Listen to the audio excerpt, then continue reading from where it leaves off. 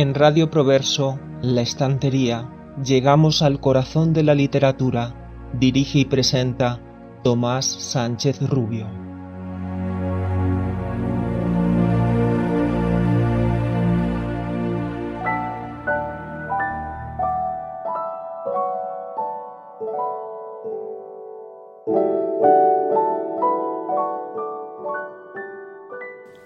La mesa de al lado estaba vacía, pero estuvo vacía poco tiempo, porque una mujer joven y elegante entró en el café, miró a su alrededor, dio unos pasos, vaciló, se detuvo, dudó y por fin vino a sentarse a la mesa de al lado. La dama se ceñía con un abrigo negro y llevaba debajo del abrigo 18 gramos de vestido verde.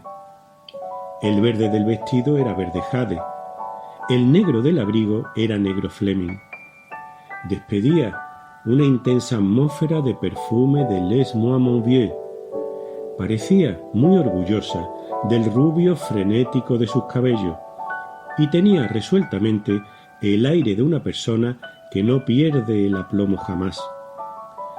Me miró al pasar. Me miró como hubiese mirado un paraguas que alguien se hubiera dejado olvidado en el asiento. Miró también las cuartillas, que a medio escribir yacían desparramadas por la mesa, y en sus ojos claros hubo un cabrilleo fugaz en el que descubrí sus ideas. La dama estaba pensando indudablemente: ¿quién será este idiota y qué majadería estará escribiendo? Porque la misma mujer desconocida, que al leer vuestras cosas va a quedar de pronto ensimismada y tratando de imaginarse vuestra vida, si os ve escribiendo esas mismas cosas, pensará de vosotros que sois unos imbéciles.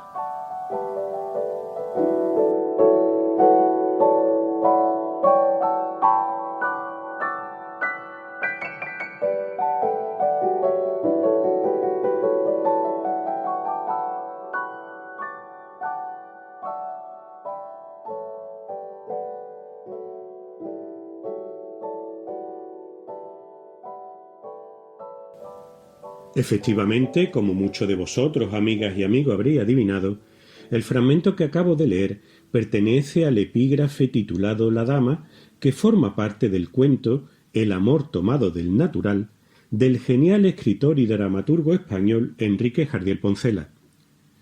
La obra de Enrique Jardiel, relacionada con el teatro del absurdo, se alejaría del humor tradicional, acercándose a otro más intelectual, inverosímil e ilógico, rompiendo de este modo con el naturalismo tradicional imperante en la escena española del momento.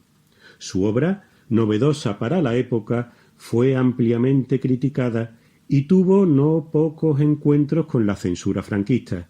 Sin embargo, a día de hoy se ha reconocido su enorme valor como literato y escritor de obra de teatro. Buenas tardes, amigas y amigos.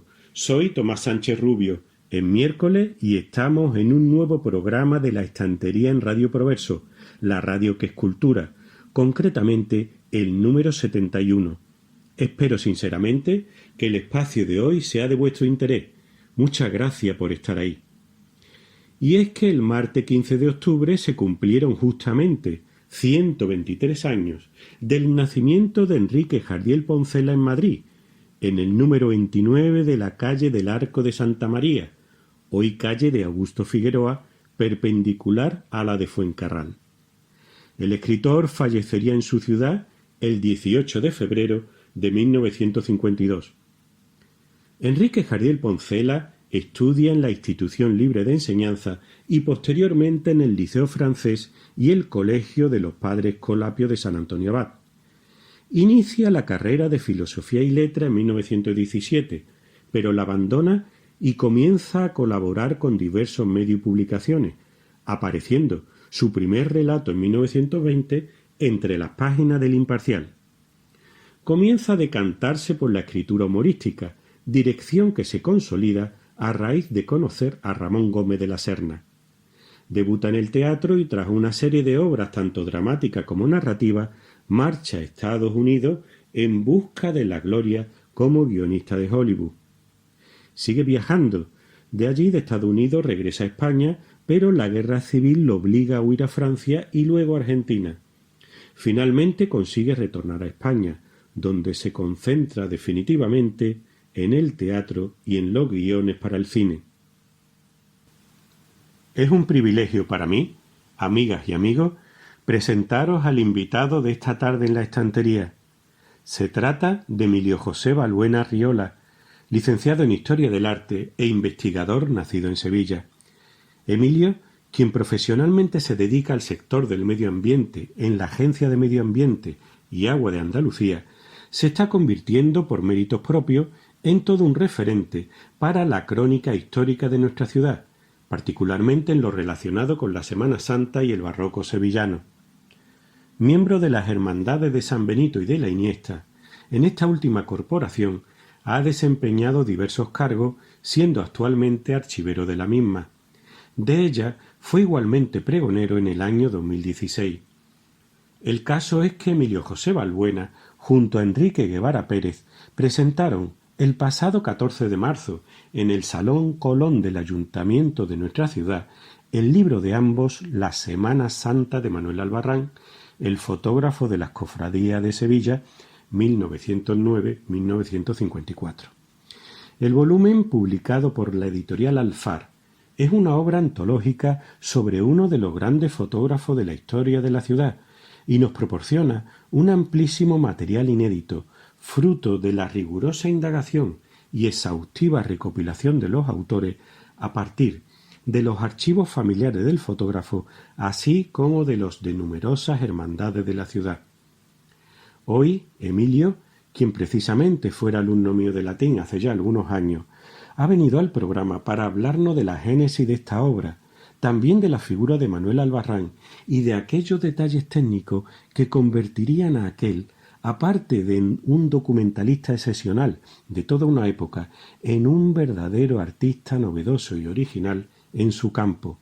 Asimismo, nos anunciará la próxima presentación, dentro del marco de la Feria del Libro de Sevilla, que se celebrará del 24 de octubre al 3 de noviembre en nuestra ciudad, de la segunda parte de la obra, plena de material inédito y coincidiendo con el 70º aniversario del fallecimiento del fotógrafo Manuel Albarrán. Emilio, amigo, bienvenido a la estantería, a esta que es tu casa. Es todo un placer tenerte entre nosotros. Buenas tardes y un saludo muy cordial a los oyentes de la estantería. Soy Emilio José Balbuena Arriola, uno de los autores, junto con Enrique Guevara Pérez, de la Semana Santa de Manuel Albarrán, el fotógrafo de las Cofradías de Sevilla. Este trabajo fue presentado en la pasada Cuaresma y quería daros algunas notas del mismo, de su proceso de realización, de la figura de Manuel Albarrán y de otros detalles curiosos. Y quizás habría que enfocarlo en un principio en eso, en la figura de Manuel Albarrán. Manuel Albarrán es uno de los fotógrafos cofrades más importantes de la historia de la Semana Santa y es un sevillano que nace en 1909 y que fallece en 1954. Por tanto, le toca vivir una época convulsa y de recuperación al mismo tiempo. Una época difícil y históricamente para las hermandades pues muy, muy complicada. Porque muchas perdieron por los sucesos de la época de la República y de la Guerra Civil, desaparición de mucho patrimonio y de mucha historia. Manuel Albarrán, gracias a su trabajo de fotógrafo, se le puede decir que fue también un fotógrafo documentalista, porque él vio imágenes, enseres, altares, iglesias que sufrieron mucho en esa época y al haber estado antes de esa desaparición del patrimonio pudo registrar en su objetivo muchas cosas que se perdieron, y eso es un documento gráfico importantísimo para el estudio de investigadores, de historiadores, en trabajos sucesivos posteriores. Manuel Albarrán fue hermano de la Hermandad de la Soledad de San Buenaventura, porque su familia estaba vinculada a ella. Ya su padre tenía un vínculo especial con ella. Su padre era un comerciante que trabajó en una ferretería, y Manuel Albarrán, cuando falleció su padre, pues hace cargo de la gerencia de ese trabajo, de esa actividad. Pero su pasión siempre fue la fotografía, con unos medios artesanales, con muy poca tecnología. Los resultados fueron espectaculares. El lector, a poco que se acerque a este libro, podrá ver auténticas joyas, auténticas maravillas. Manuel Albarrán realmente era un técnico de la fotografía, sabía utilizar perfectamente la luz, el juego de la luz, cómo incidir en zonas de las imágenes, y cómo dar sombras en otras, cómo crear vida a esos mantos, a esas ropas bordadas, a esos respiraderos de plata, a esa candelería, a esos candelabros de cola, con el recurso tan sencillo, tan simple como es el uso de la luz natural. Y se aprecian muchos trabajos suyos que hace, como incluso él abre las puertas de los templos para que incida la luz y así pueda dar un efecto en la fotografía final. Y Manuel Albarrán además es creador de temas de trabajo, de forma de trabajar. Él utiliza por vez primera unos recursos como es el de retratar a las vírgenes, a las dolorosas, simplemente con una mantilla por encima. Eso es algo que era muy novedoso en los años 40 en Sevilla. Nadie había hecho algo así parecido. Hay algún ejemplo que puede tener cierta relación, pero no era habitual. Y él, gracias a su carácter afable, que tenía amistades en todas las hermandades, de hecho, en 1951 a él se le regala como cofrade ejemplar, como capillita de corazón, se le regala una placa donada por sufragio de todas las hermandades de Sevilla, con el escudo de cada una de ellas, que la elabora el orfebre Manuel Seco Velasco y la hace en plata. Y gracias a esa forma de ser, de esa amabilidad, de esa cordialidad con muchas personas, tenía las puertas abiertas en todas las hermandades y conseguía que les permitiera mover las imágenes o aprovechar el cambio de vestimenta de imágenes, o de subida a los pasos, o de bajada a los pasos, o de preparación para los cultos principales, y podía recoger auténticas joyas de las instantáneas y del momento, unos documentos importantísimos. Él consigue con ese recurso, por ejemplo, que hemos hablado de la dolorosa, captar esa humildad, esa sencillez, pero al mismo tiempo esa belleza familiar, intimista, que no habitualmente no puede verse, que tan solo tienen el privilegio de verlo las personas que se dedican a preparar a las imágenes, y él capta esos momentos tan íntimos y los refleja en su trabajo para que otros podamos verlo. Y es curioso también cómo este archivo ha estado guardado tantísimo tiempo, gracias a la generosidad de la familia de Ben, sus sobrinos, porque Manuel Albarrán no tuvo descendencia. Él se casó con María Luisa de Ben, y sus sobrinos han sabido guardar este tesoro en su casa, y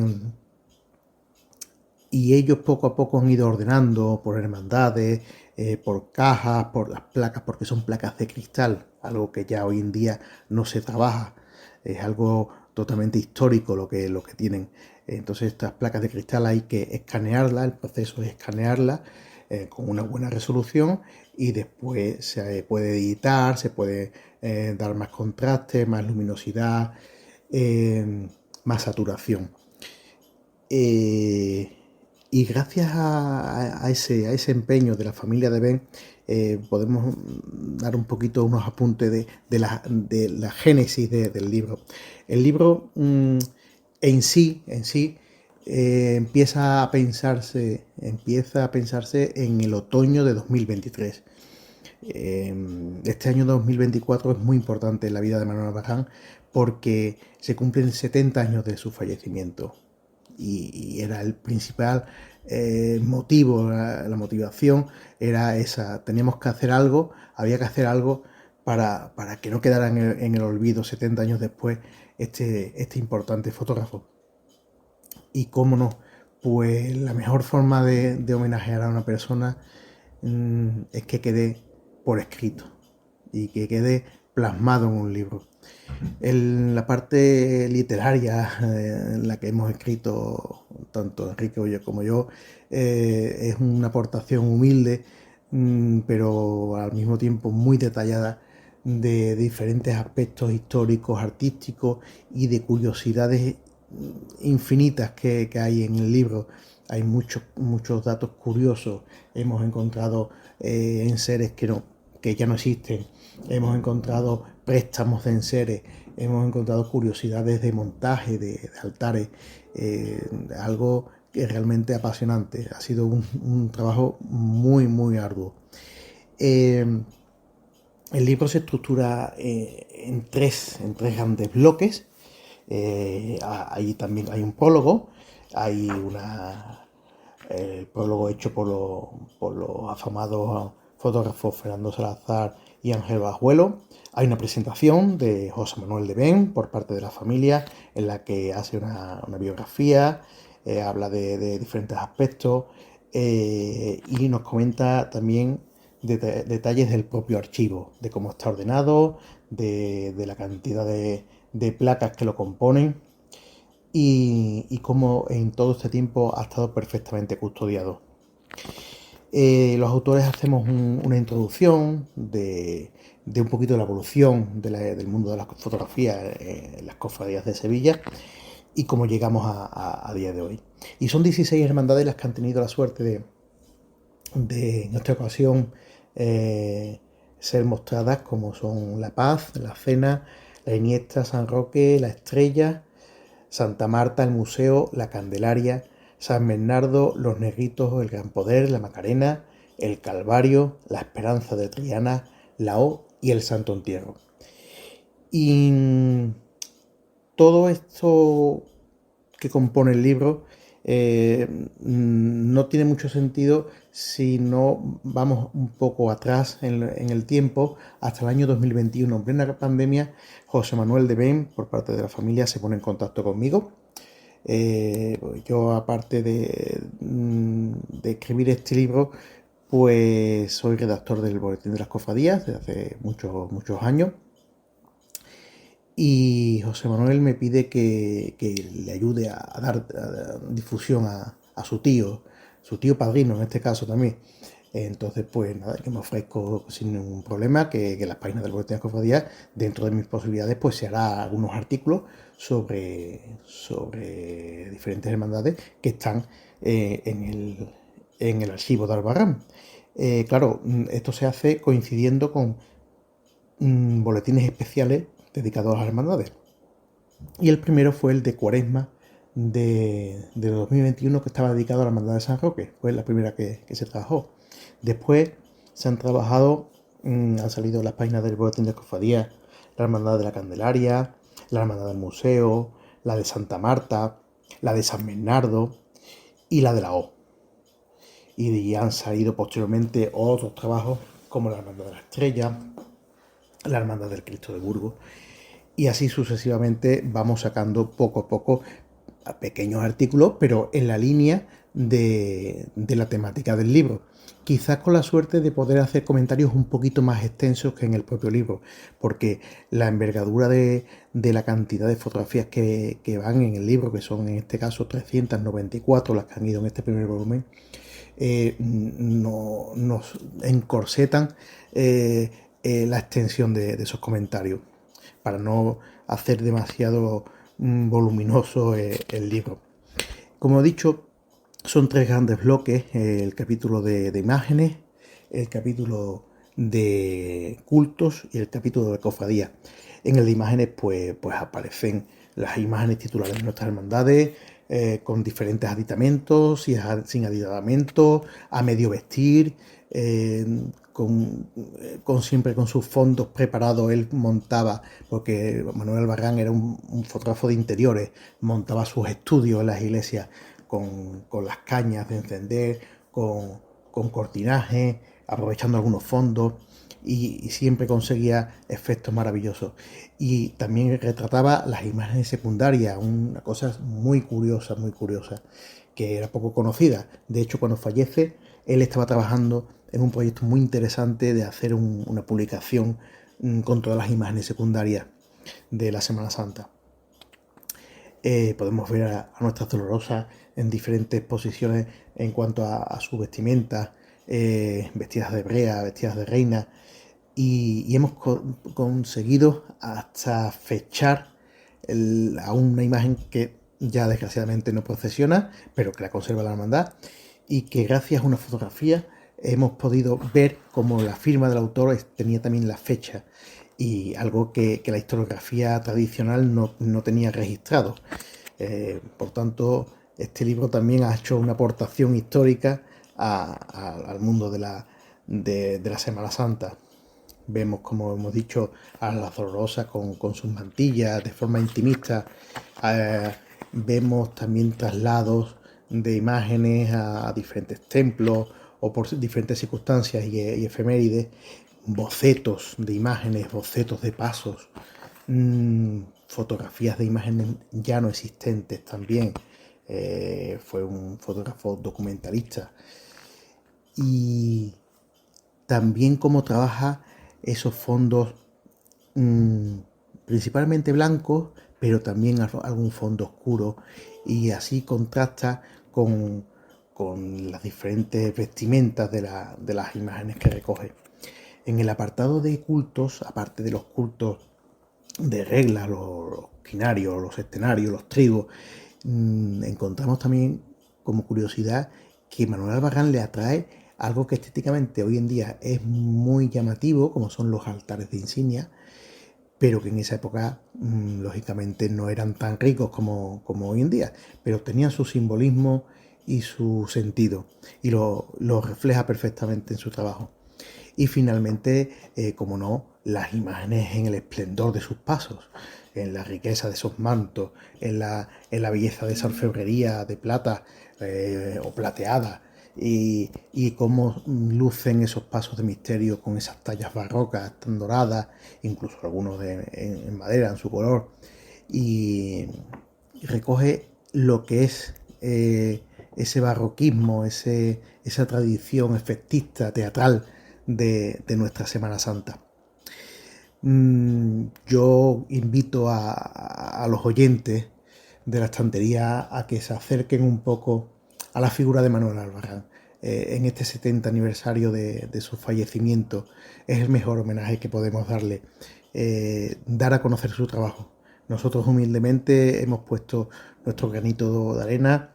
Han sido muchas horas de investigación con libros, con personas de las propias hermandades que tienen un conocimiento enorme de muchos detalles, y creemos que hemos hecho un regalo a Manuel Albarrán por su 70 aniversario, y que al mismo tiempo Manuel Albarrán nos ha hecho un regalo a nosotros por haber podido disfrutar tantísimo de su trabajo, de su obra, de sus documentos gráficos.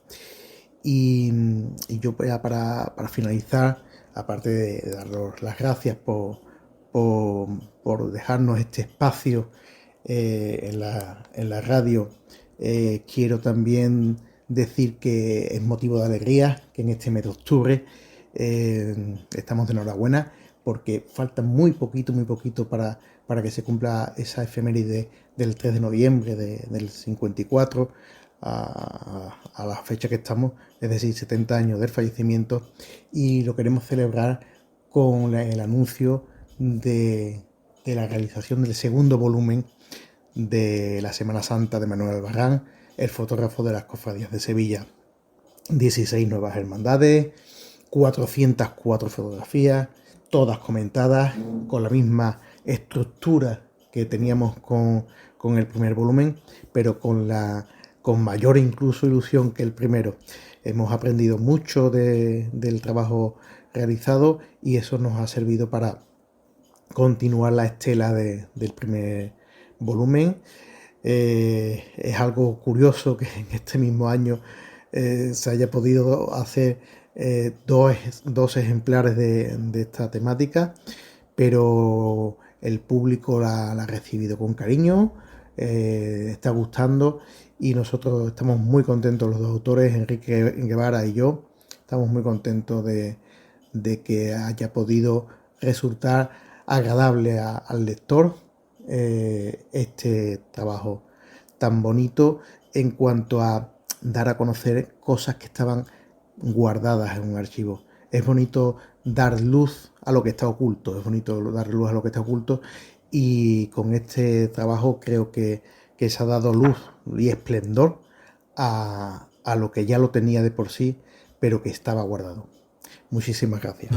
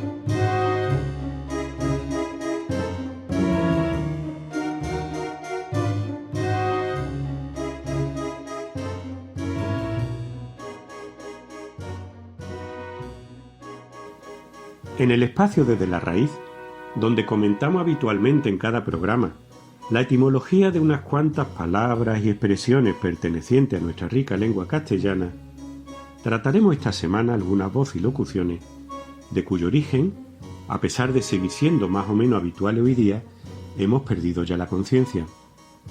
Comenzaremos comentando la curiosa expresión irse al garete.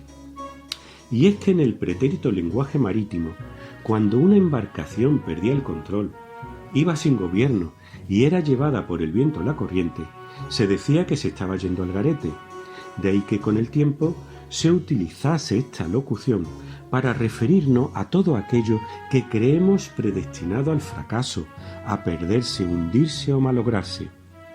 Pues bien, el origen parece encontrarse en la expresión francesa être égaré, cuyo significado literal sería hallarse en un entorno desconocido u olvidado, es decir, andar perdido y extraviado. En segundo lugar, comentaremos el adjetivo inhóspito. De esta palabra encontramos dos acepciones en el diccionario. Por una parte, podemos aplicar inhóspito a aquello que resulta desagradable o poco acogedor, en especial para poder estar o habitar. En segundo lugar, sería inhóspito todo aquello que no nos ofrece ni seguridad, ni abrigo, ni protección de ningún tipo. Pues bien, esta se trata de una palabra que es préstamo del latín. Proviene concretamente de inhospitus, del adjetivo inhospitus derivado de hospitus, que es todo aquello que nos ofrece hospitalidad, o bien que permite el paso cuando está referido a un accidente geográfico como un río. Pertenece pues a la misma familia etimológica de huésped, que en latín ya sabéis que es hospes hospitis, de donde vendrá hospital, hospitalidad, hospicio u hotel.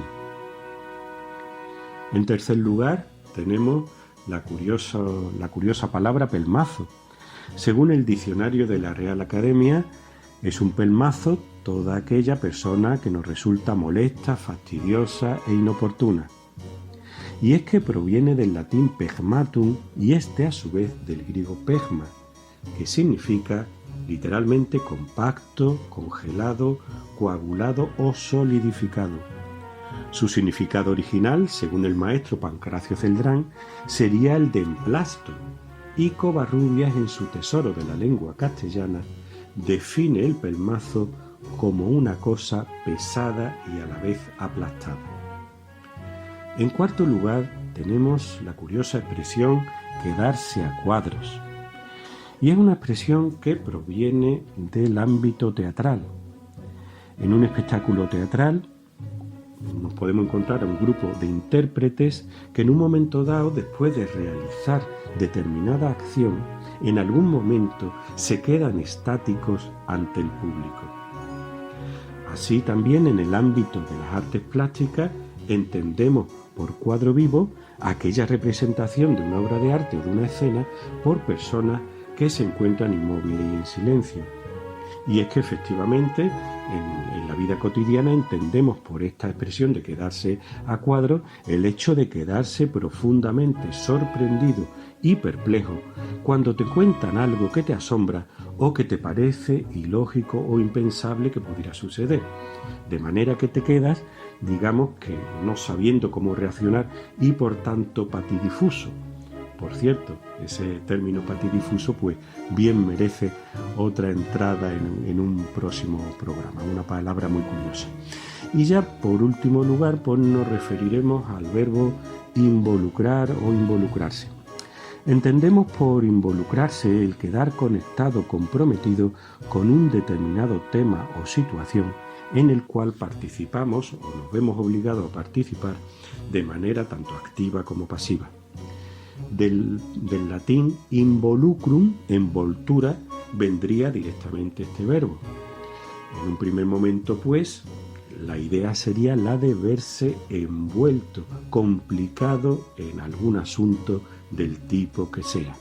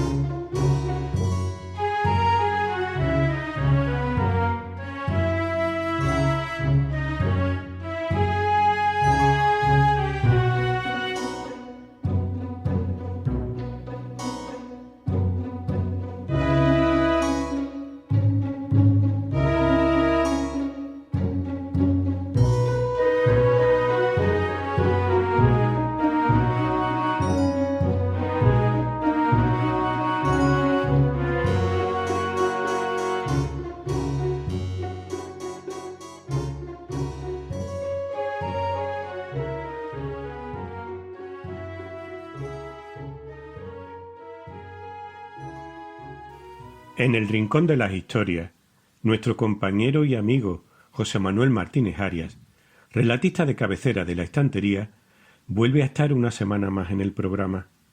Hoy nos trae un cuento breve titulado Tarde de melancolía. Estoy seguro de que no pocos de vosotros se sentirán identificados con Martín, el protagonista de la historia, quien un día, una tarde, le dio por evocar aquello que perdió en el camino, aquello que quizá lo hubiera hecho feliz, o quizá no. Sea como sea, sé que Tarde de melancolía no os va a dejar indiferentes. Tarde de melancolía.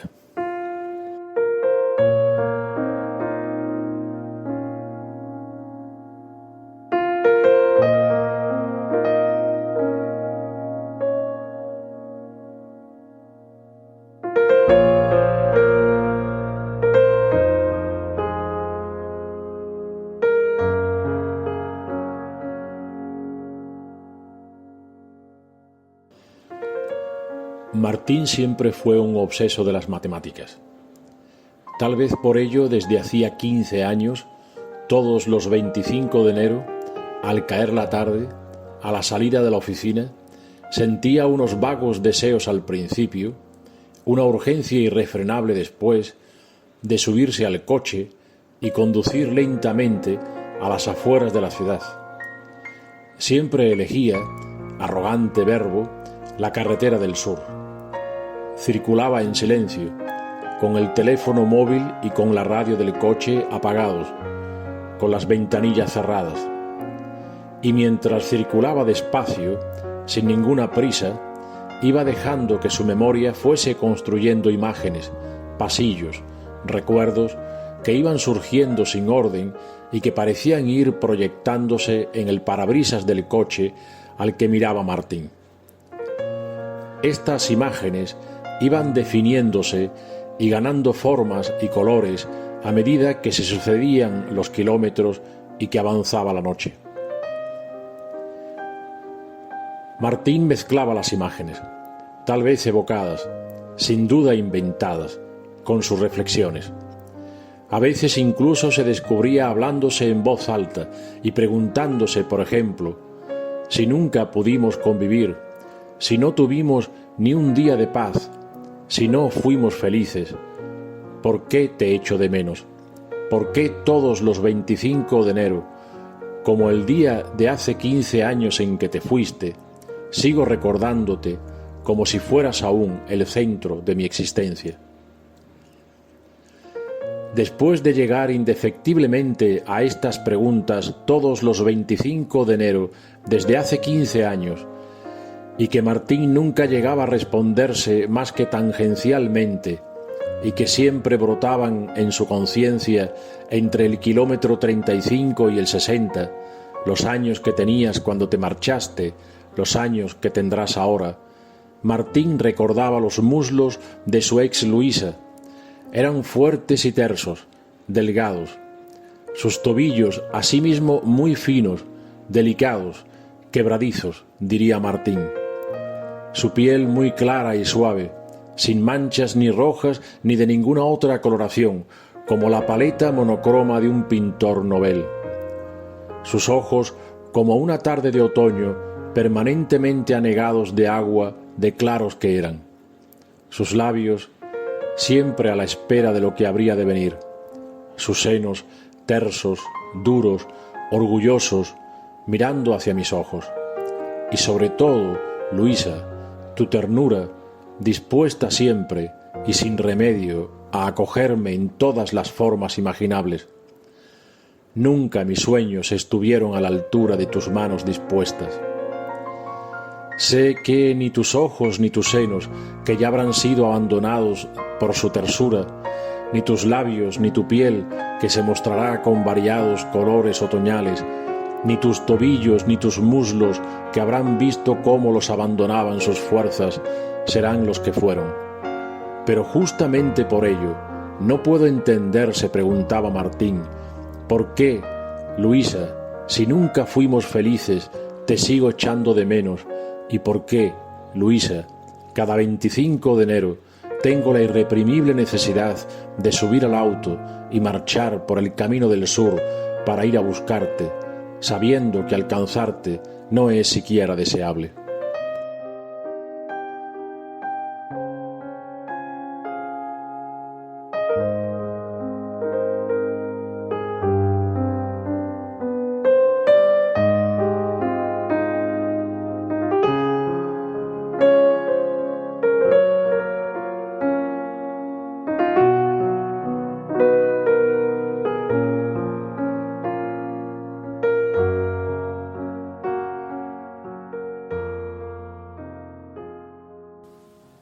Esta semana, en su sección Historias de cronopios y de famas, donde nos habla en cada programa, con una perspectiva distinta y muy personal, sobre diversas autoras y autores contemporáneos, la escritora Lourdes Delgado nos descubrirá singulares matices de la vida y la obra del creador ruso León Tolstói, un brillante narrador embarcado en la continua búsqueda de un sentido a su existencia.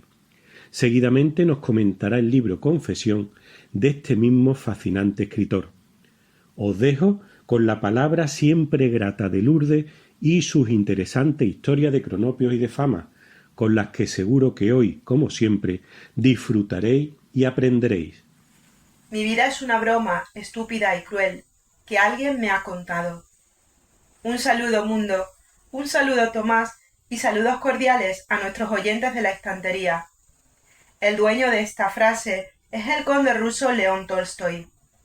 He querido iniciar con esta frase tan significativa porque nos coloca ya directamente sin rodeos en lo que va a ser este autor, un autor con una vida sin sentido.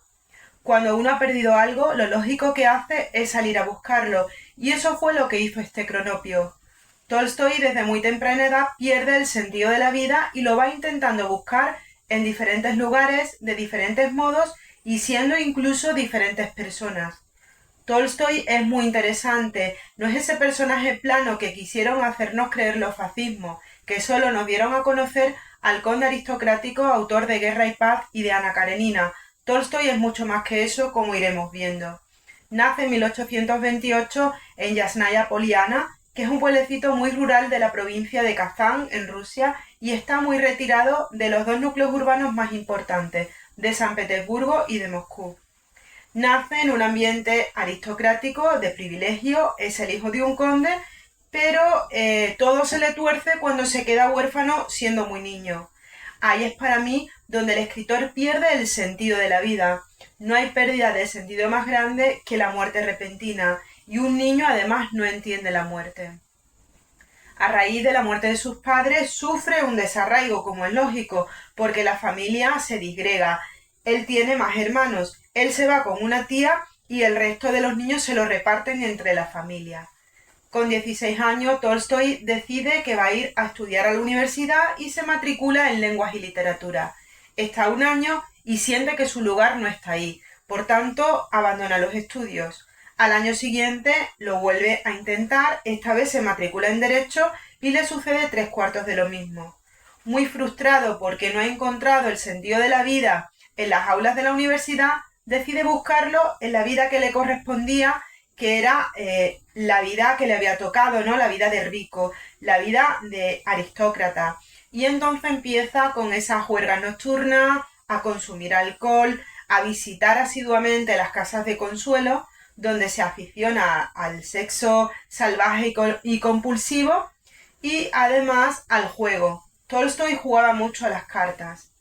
Esta vida la lleva hasta que con 19 años recibe en herencia una propiedad y entonces ve la necesidad, de trasladarse al pueblo y de buscar un nuevo sentido a su vida, ¿no?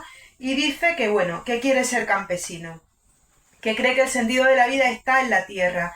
Esto no es nada raro, le sucede a millonarios célebres de nuestro tiempo, a actores de la talla de George Clooney, Ricardo Escamarcho o el mismo Gerard Depardieu, que para compensar esa desconexión que sienten aquellos que lo tienen todo con la realidad, se dedican a cultivar viñedos y olivares. Fue el escritor ruso Boris Pasternak, en su Doctor Zhivago, quien escribió que dentro de cada ruso hay un campesino. Así que parece ser que esta decisión que tomó Tolstói no es tan descabellada. Lo que sucede es que esto tampoco le dura demasiado tiempo y comienza a aburrirse y de nuevo vuelve a esa vida disoluta y de perdición y empieza a dilapidar su fortuna. Su hermano mayor lo rescata y lo alista con él en el ejército y por eso el condecito travieso participa en la guerra de Crimea, que fue una auténtica masacre. La guerra es un punto fundamental en la vida de Tolstói, porque a partir de aquí empieza a cuestionar lo establecido. Él se alista, ¿no? Decide ir al frente un poco por los valores de honor y servicio a la patria y otro poco porque cree que eso sería un buen granero de historias para desarrollar su escritura. A él lo designan, a recoger a los heridos del campo de batalla y llevarlos hasta el hospital de campaña. Ahí ve de todo y empieza a cuestionarse muchos temas. Por ejemplo, el hecho de que mueren siempre los soldados, pero los honores, los galones, se los llevan los coroneles que no pisan en realidad el campo de batalla y que suelen ser personas de la nobleza y de la aristocracia. Ve muchísima muerte, atrocidades por todas partes, y esto le hará llegar a la conclusión de que la guerra no sirve para nada, solamente para acumular cifras de muertos. Con el tiempo todas estas vivencias se le quedan dentro y ya en su etapa de madurez va a escribir El reino de Dios está entre vosotros. Esto es un libro en el que él se posiciona y propone una lucha sin violencia. Esto fascinará a Gandhi. Gandhi ya había leído a Tolstoy en el periódico. Tolstoy publicaba asiduamente sus artículos de crítica social en los periódicos. Llegó a publicar incluso en el New York Times. Por tanto, era famosísimo. Gandhi lee El reino de Dios y entonces decide ponerse en comunicación por carta con el conde, contándole su caso. Respetado conde Tolstoy, soy un abogado hindú que pretendo liberar mi patria. Tolstoy le contesta que si pretende hacerlo con la lucha armada va a fracasar, como han fracasado siempre los pueblos, que debe emplear la resistencia no violenta, basado en el principio de la lucha pacífica. Gracias a estas ideas de Tolstoy, la India fue liberada del yugo del imperialismo británico. Estas ideas estuvieron también presentes en Martin Luther King, en Nelson Mandela y en todos estos movimientos de protesta pacífico de los años 60. Estas ideas de no agresión, de resistencia pacífica, tienen muchísima fuerza, tanto que el poder siempre ha intentado oscurecerla. El mismo Lenin, que leía a Tolstoy cuando estaba en Suiza, o el mismo Trotsky también, que era conocedor de todas estas ideas, las ocultaron, porque si se hubiesen extendido entre la población rusa, la Revolución de Octubre, tal y como la conocemos hoy día, no se hubiera dado así. Después de este inciso, volvemos al momento Tolstoy en la guerra de Crimea. De esa guerra se trae los relatos de Sebastopol, que él va a publicar en el periódico, ¿no? Y tiene una aceptación del público brutal, porque son súper sinceros, de una sinceridad jamás vista en un periódico. Vuelve Tolstoy de la guerra al campo, a su pueblo, y ya ha escrito cositas, ya no solo ha escrito los relatos de Sebastopol, sino también Infancia, que era una novelita autobiográfica. De nuevo se aburre, de nuevo se queda sin sentido de la vida y entonces decide viajar por Europa. Se va al Reino Unido, allí conoce a Dickens, se va a Francia, donde le pasan varias cositas interesantes, ¿no?, que lo sacuden. Primero conoce al filósofo Proudhon y luego, presencia una ejecución pública y cuando ve rodar una cabeza por el acerado empieza a cuestionar al Estado y a sus mecanismos de control, que son atroces y despiadados. Esto luego lo va a llevar muchísimos años después, ¿no?, a estudio exhaustivo, creo que en el 75 sí, Michel Foucault, el filósofo francés. Además, también pasa por Moscú y se queda horrorizado de cómo vive la gente del pueblo en una gran ciudad. Durante esa etapa de viajes él está totalmente entregado a los vicios y llega un momento en el que él se plantea: tengo 36 años y tengo que darle un sentido ya de verdad a mi vida, ¿no? Entonces piensa que el sentido tal vez sea casarse, ¿no? Escribe Felicidad conyugal, que es una declaración de intenciones, es una novelita cortita y empieza a buscar candidata, poniendo el foco en la familia Bers. Pide la mano de Sofía, que es la más pequeña de las hermanas, una chiquita de 18 años, de la que Tolstoy queda fascinado no solo por su belleza, sino también por el candor de esta muchacha, ¿no? Sofía accede a pesar de que físicamente este tipo no le gusta, pero siente muchísima admiración por el escritor. Además, no todos los días a una le pide la mano un conde, ¿no? Entonces ella está encantada con esto, ¿no? Pero Tolstoy, pocos días antes de que se celebre la boda, le entrega a Sofía sus diarios. Bajo el mandato tienes que leerlos. Tolstoy quiere empezar esta nueva etapa siendo auténtico, siendo completamente sincero. La chiquita Sofía los lee y se queda en shock, pero aún así decide casarse, ¿no?, con Tolstoy. Se casa, se van al pueblo, a Yasnaya, y cuando Sofía llega allí se queda la pobre muerta, ¿no? Porque esperaba algo así como la casa de un zar, y en cambio se encuentra una casa en medio del campo totalmente desvencijada que necesita muchas reparaciones y mucho dinero. Bueno, ella decide que va a apoyar a Tolstoy en todo, ¿no? Y entonces empieza aquí un periodo de la vida del escritor, yo creo que el más equilibrado y el de mayor felicidad. Es cuando escribe Guerra y Paz. Se lleva 10 años escribiendo este libro y bueno, cuando sale es un bestseller mundial, porque es la epopeya de Rusia y bueno, el zar está súper agradecido, fascinado con la pluma del conde y se gana, por tanto, el respeto de la máxima autoridad de Rusia. En ese transcurso tiene hijos con Sofía, ¿no? Empieza también a escribir Ana Karenina y para el final de la novela ya Tolstoy tiene problemas matrimoniales. Después de 20 años de matrimonio empiezan los choques, las fricciones y las desavenencias con Sofía.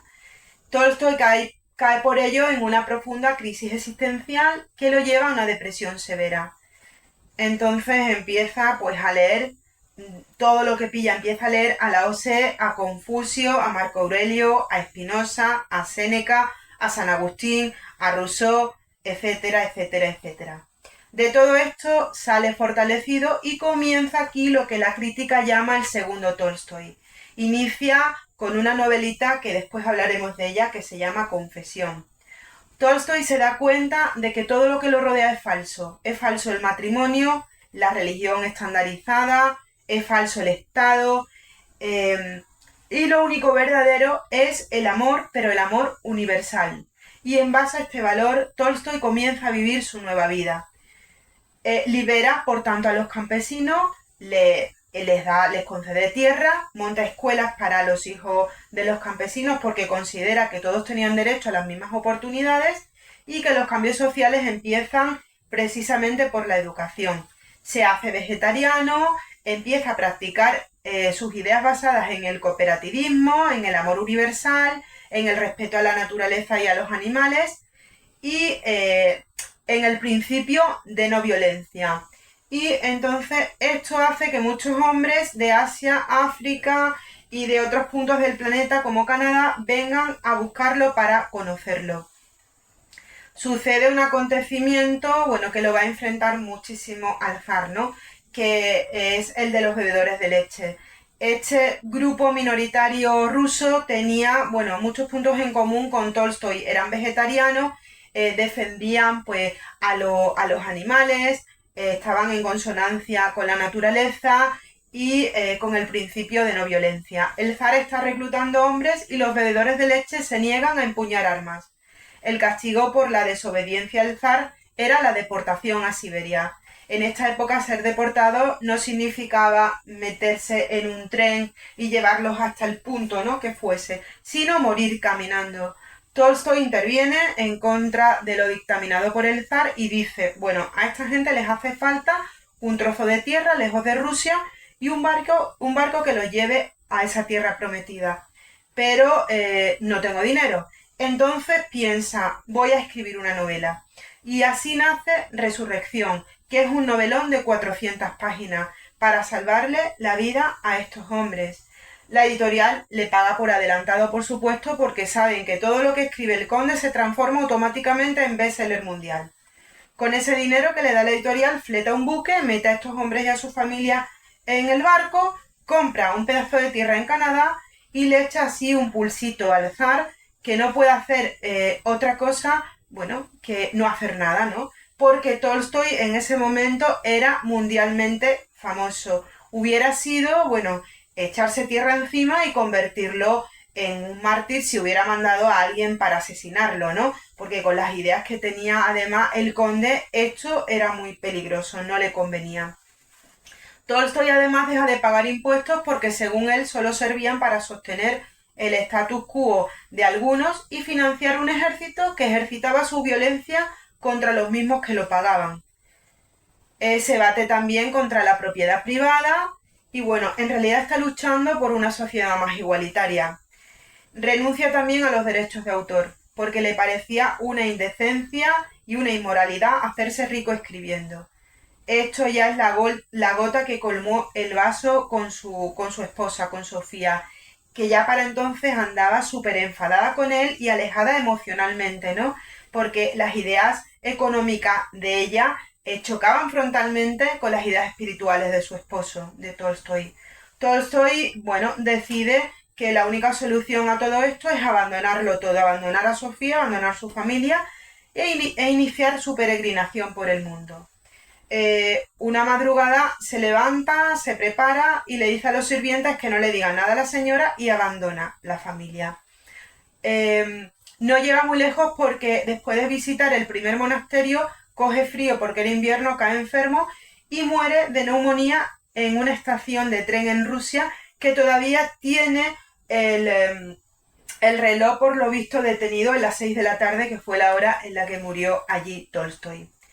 Tolstoy fue un valiente, se atrevió a cambiar de identidad, a salirse de la casilla que el destino le tenía asignada y esto le acarreó grandes enemistades. Se enemistó con el zar, con los nobles, con la iglesia que lo excomulgaron, se enemistó con su mujer, con sus hijos y además llevó una vida de renuncia, renunció a los privilegios de su clase social y a las comodidades que de ellos se derivaba, a los derechos de autor, como ya hemos dicho antes, a la religión estandarizada, a la propiedad privada.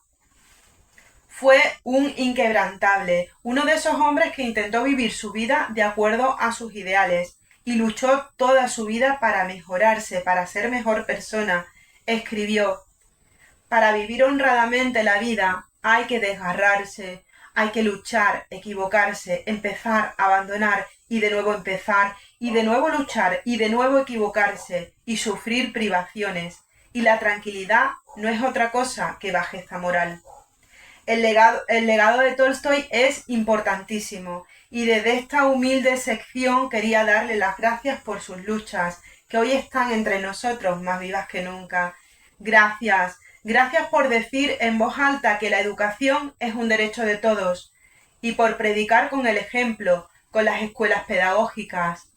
Tolstoy está hoy en las ideas del pedagogo brasileño Paulo Freire, que tanto éxito tiene entre los docentes. Está hoy presente en los métodos Montessori y Waldorf tan difundidos. Tolstoy sostuvo que había que enseñar a los niños a través de las emociones, y esto entronca también con las ideas del psicólogo Daniel Goleman, que propuso la asignatura de inteligencia emocional en las aulas americanas.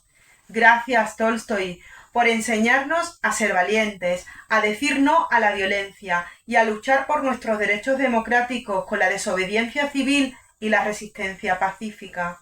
A partir de ahora, cuando participemos en una manifestación, en una huelga de hambre o en alguna sentada a las puertas de algún rectorado, nos acordaremos del conde ruso, que nos permitió a los de abajo hacerle frente al poder sin necesidad de apostar con ello nuestra vida. Gracias.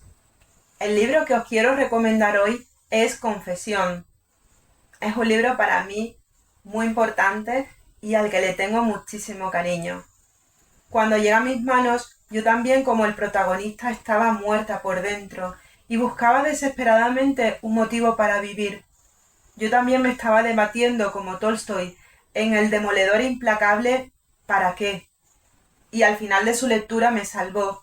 Me salvó por varios motivos.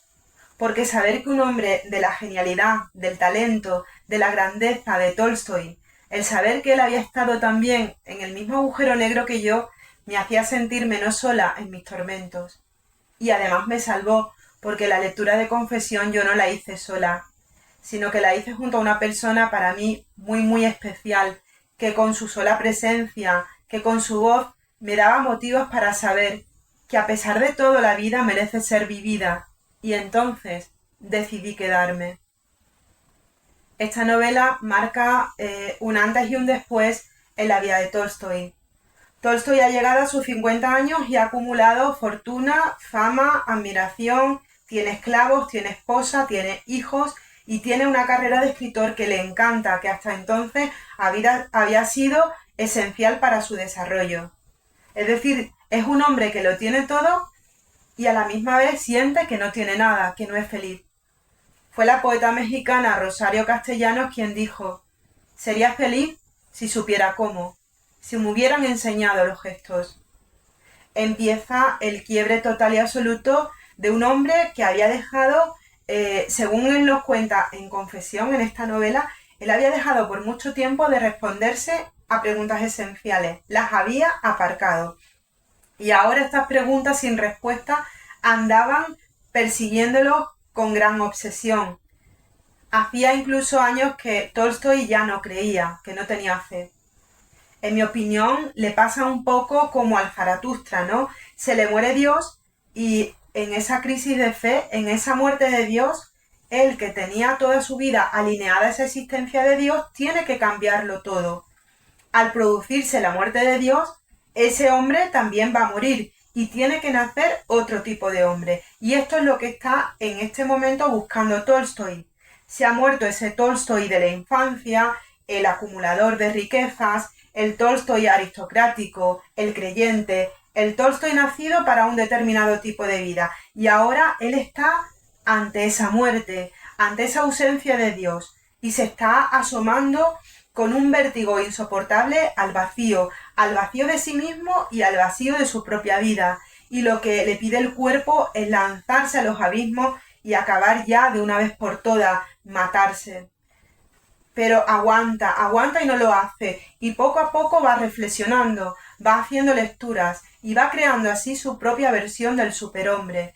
Y en ese lugar donde antes estaba Dios, ahora él coloca el amor universal, y ese es el eje de toda su nueva vida. Confesión es una novela cortita, es muy fácil de leer, pero es intensa. Es a veces incluso escalofriante, porque nos está narrando sin filtros lo que significa una depresión severa. Nos dice en Confesión que él tenía que esconder una cuerda que tenía en su habitación para evitar colgarse de la viga, o también tenía que esconder la escopeta para no meterse un tiro en la sien. En realidad Tolstói, no sé si él era consciente, ¿no?, de esto, pero está en una fase súper filosófica de su vida. Y cuando uno toma conciencia profunda de ciertas cosas, realmente no puede ser feliz. En realidad, bueno, la filosofía ataca, ¿no?, digamos, tres ejes fundamentales, ¿no?, que son de los que se ocupa: el amor, Dios y la muerte. Tolstói ya se ha preguntado por el amor, y aunque en la respuesta que dio fue el amor conyugal, ya ha escrito sobre ello, ¿no? Ha escrito desde una visión más idealizada con su novelita Felicidad conyugal hasta una visión mucho más realista y trágica, ¿no?, Ana Karenina. Y se da cuenta ahora con 50 años que esa respuesta del amor conyugal como sentido a todo ese caos que es la vida, con el tiempo a él se le ha revelado fallida. Esa respuesta no le vale. Se vuelve a hacer la pregunta, la respuesta vuelve a ser el amor, pero ya el amor de otro tipo, ¿no?, el amor universal. En el momento en el que escribe Confesión, en esta novela, él se está preguntando acerca de Dios. Si existe, si no existe, y esto es lo que tenemos aquí, ¿no? Y por último, años posteriores, él se va a preguntar sobre la muerte, el otro eje filosófico, ¿no? Y tenemos ese tema tratado en su novela La muerte de Iván Illich, otra novela que recomiendo, una novela también cortita, muy fácil de leer y también muy intensa. Es una novela muy existencialista que nos coloca contra la pared y nos zarandea, ¿no?, en cierta manera, Y bueno, para que nos preguntemos, nos hagamos la pregunta del $1.000.000, ¿no? ¿Estamos viviendo realmente la vida que queremos? ¿Estamos viviendo una vida que si el día de mañana, cuando nos pongan mirando a los ojos a la muerte, nosotros podamos decir, mi vida ha merecido la pena? ¿O estamos haciendo como el personaje, como Ivan Illich, viviendo una vida marcada, estandarizada, establecida, haciendo siempre en todo momento lo que tenemos que hacer para después darnos cuenta que no hemos vivido? Lean Ivan Illich. Tolstoy empieza su vida para seguir un poco en esta línea nietzscheana, ¿no? Que yo estoy marcando. Vamos a seguir esa frase, ¿no? De Nietzsche que dice, donde los hombres ven ideales, ¿no? Tolstoy empieza su vida siendo un hombre normal y corriente y entonces ve, como dice Nietzsche, ideales, ¿no? Y sigue esos ideales establecidos como el conde que era, para acabar convirtiéndose en humano, demasiado humano, ¿no? Y en esa metamorfosis acaba siendo un poco como un profeta, un poco como Jesucristo o el mismo Zaratustra.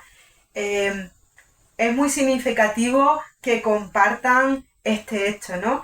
El que empiece su lucha por un mundo mejor en un mercado, ¿no? Contra la mercadería.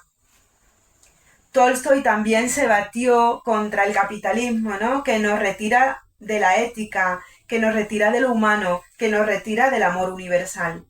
Confesión es un libro con mucha fuerza, que nos zarandea, que nos tira de la camiseta y a veces nos vomita la verdad a la cara, que nos acompaña en ese viaje que alguna vez en la vida, cuando nos perdemos y no encontramos el camino, cada uno de nosotros tendremos que hacer desde el Hades hasta Ítaca. Y ahora quiero compartir con vosotros un trocito muy significativo de esta obra inolvidable. Y dice así: hay una vieja fábula oriental que cuenta la historia de un viajero sorprendido en la estepa por una bestia furiosa.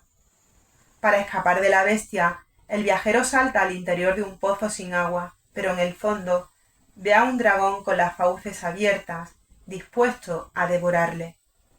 Y el infeliz, sin atreverse a salir por temor a convertirse en presa de la bestia feroz, ni a saltar al fondo del pozo para no ser devorado por el dragón, se agarra a las ramas de un arbusto salvaje que crece en las grietas del pozo y ahí se queda colgado.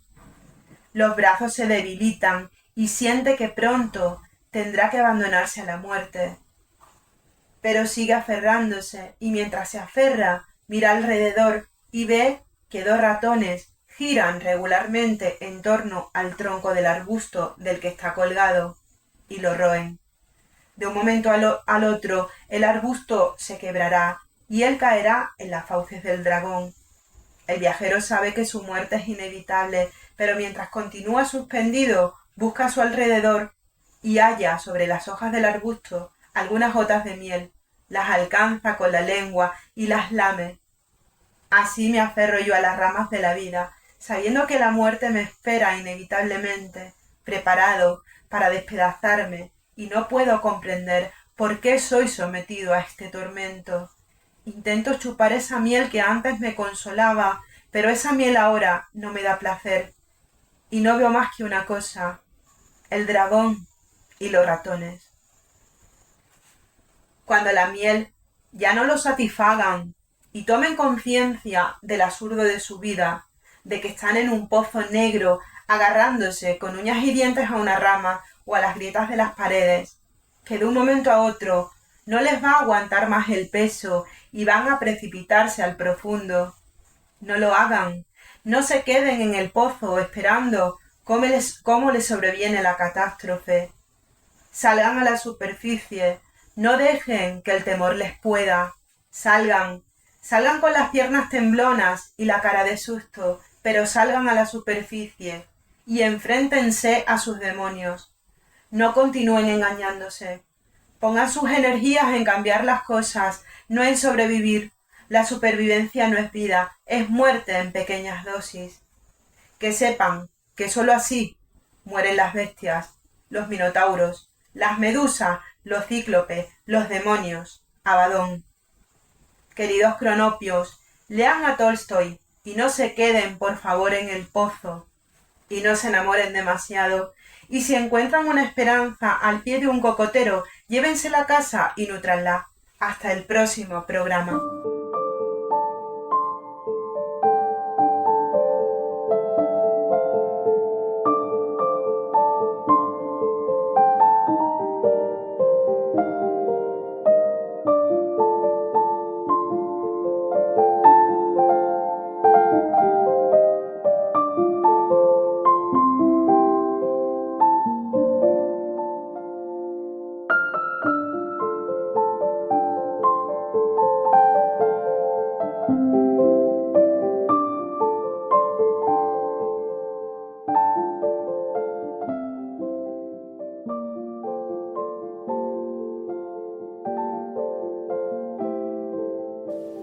La vida, como los roscones de Reyes, siempre nos guarda una sorpresa. Es lo común que los cronistas y los cuentistas vean con angustia terrible la llegada del carnaval. La cosa se explica más fácilmente que un drama de Arequistán, porque esos 3 días de estupidez convulsiva que se conocen con el nombre de carnavales y en los cuales divertirse es obligatorio, como el servicio militar, parecen hechos exclusivamente para que los cuentistas y los cronistas ideen un cuento o una crónica basados en los festejos. La época del primer carnaval se extravía en la noche de los tiempos, y la aparición del primer cuento o de la primera crónica carnavalesca también, lo cual quiere decir que aproximadamente se han escrito 10.822.000 trabajos con ese mismo asunto, y los cronistas y los cuentistas de hoy, cuando se ven en la obligación de escribir algo nuevo sobre tema tan anciano, se colocan en ese encantador estado de ánimo conocido por desesperación hiperbólica. De aquí que la aproximación de los carnavales les produzca la misma sensación de angustia que produce ver El fantasma de la ópera o asistir a unas oposiciones al catastro.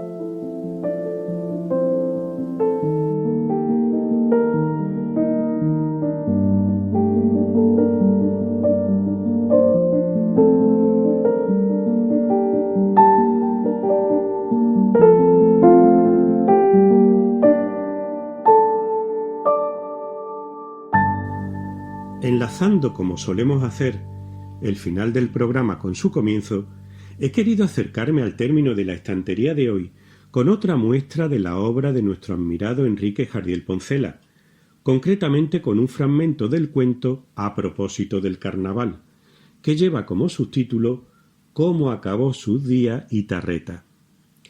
Quizá la obra más popular, conocida y reconocida de Jardiel Poncela sea Eloísa está debajo de un almendro, comedia en un prólogo y 2 actos.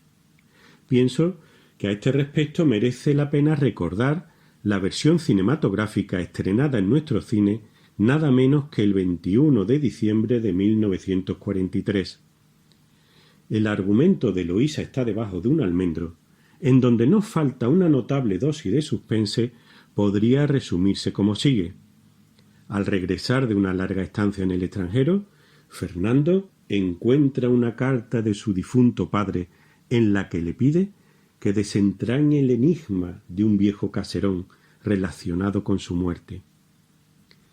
Dirigida por el imprescindible Rafael Gil Álvarez y con guión del realizador y del propio Enrique Jardiel Poncela, cuenta la película con un plantel sobresaliente encabezado por una jovencísima Amparo Rivelle, acompañada de Rafael Durán y Guadalupe Muñoz de San Pedro.